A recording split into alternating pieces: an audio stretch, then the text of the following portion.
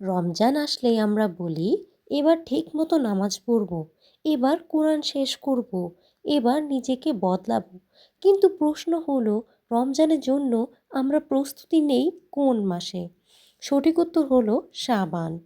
আজকের ভিডিওতে আমরা বুঝব শাবান আর রমজানের পার্থক্য, কেন শাবান হলো প্রস্তুতির মাস, আর কিভাবে শাবান আমাদের রমজানকে বদলে দিতে পারে।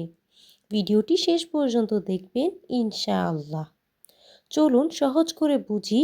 শাবান হলো প্রস্তুতির মাস, নফসকে ট্রেন করার সময়, ইবাদতের অভ্যাস গড়ে তোলার সুযোগ, গোপন আমলের মাস।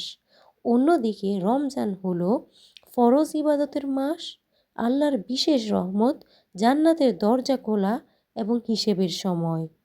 শাবান হলো প্র্যাকটিস এবং রমজানকে আমাদের মনে করতে হবে পারফরম্যান্স। যে প্রস্তুতি ছাড়া পরীক্ষায় যায় সে কি ভালো ফল করতে পারে?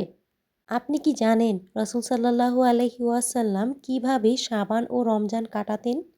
হযরত আয়েশা রাদিয়াল্লাহু বলেন, আমি রাসূলুল্লাহ সাল্লাল্লাহু আলাইহি সাল্লামকে শাবান মাসের মতো এত বেশি রোজা রাখতে আর কোনো মাসে দেখিনি। যখন তাকে জিজ্ঞেস করা হলো, তিনি বললেন, এই মাসে বান্দার আমল আল্লাহর কাছে তুলে ধরা হয়, আর আমি চাই আমার আমল উঠুক আমি রোজাদার অবস্থায়। বুঝলেন, শাবানে আমল সমান হলো আল্লাহর কাছে রিপোর্ট জমা দেওয়ার সময় প্রস্তুত থাকা, আর রমজান রমজান হলো সেই আমলের ফল পাওয়ার মাস। অনেকেই বলে রমজান আসে আবার চলে যায়, আমি আগের মতোই কেন?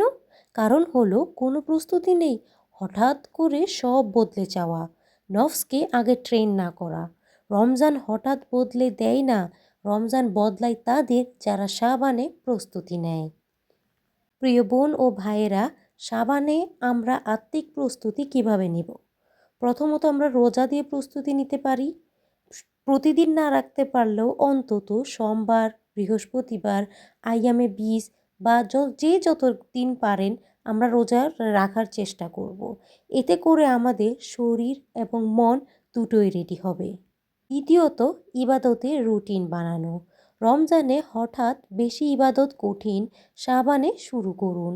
প্রথমত আমরা 2 রাকাত নফল, তারপরে প্রতিদিন অল্প কোরআন এবং ছোট ছোট দোয়া পড়ে আমরা নিয়মিত এই ছোট ছোটগুলো কাজ করে ইবাদতের রুটিন বানাতে পারি। তৃতীয়ত, আমরা গুনাহ ছাড়ার চেষ্টা করতে পারি। যেমন রমজান গুনাহ ছাড়ার মাস নয়, রমজান হলো গুনাহ ছাড়া অবস্থায় ঢোকার মাস। শাবানে আমরা গীবত কমাতে পারি, রাগ কন্ট্রোল করতে পারি, অহংকারটাকে ভাঙতে পারি। চতুর্থ দিকে আমরা অন্তর পরিষ্কার করতে পারি। হিংসা, রাগ, অভিমান এসব নিয়ে রমজানে ঢুকলে ইবাদত ভারী লাগে। শাবান হলো পরিষ্কারের মাস, আমরা অন্তরটাকে পরিষ্কার করব। যে শাবান মাসে প্রস্তুতি নেয় তার রমজান হালকা লাগে, ইবাদতে চাপ নয় শান্তি হয়, কোরআন বোঝা নয় বন্ধু হয়, দোয়া কান্না নিয়ে আসে। রমজান তখন শুধু মাস না, একটা আত্মিক সফর হয়ে যায়। কে জানে এ রমজান আমাদের জীবনের শেষ রমজান কিনা, কিন্তু আল্লাহ আমাদের সুযোগ দিয়েছেন একটা মাস আগে থেকেই প্রস্তুতি। শাবানকে গুরুত্ব দিন, রমজান নিজে থেকেই বদলে যাবে ইনশাআল্লাহ। যদি এই ভিডিওটি আপনার হৃদয়ে লাগে দয়া করে শেয়ার করুন, হয়তো এই কথাগুলো কোনো মানুষের রমজান বদলে দেবে। আর আল্লাহ চাইলে এটাই হবে আমাদের জন্য সদকায়ে জারিয়া। লাইক দিন, সাবস্ক্রাইব করুন, আর আমাদের সবাইকে শাবান নিয়ে রমজানের প্রস্তুতি নেওয়ার তৌফিক দান করুন। আমিন।